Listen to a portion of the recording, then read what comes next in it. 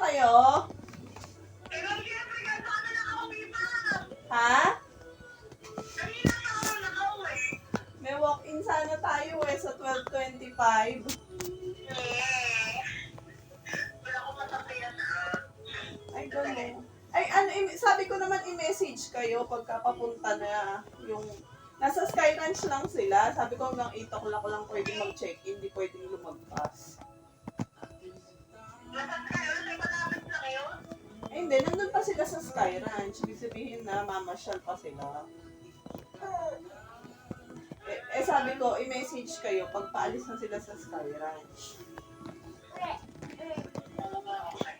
Sure ba yan, ma? I-send ko sa inyo yun. Hindi, hintayin nyo muna yung message bago kayo magpunta. Ay, hindi. Saglit lang kasi yan eh. Hanapin pa naman nila yun. Pero binigay ko sa kanila na yung unit number at saka yung tower para pagdating sa guard. Para hindi na sulutin ng guard. Ha? Nag-down na? Wala, nasa Sky Ranch pa sila namamasyal. Ibig sabihin na, hindi pa sila nakasal-down. Hindi ko na sila, hindi, ayaw nila mag-down eh. Ay, marami sila.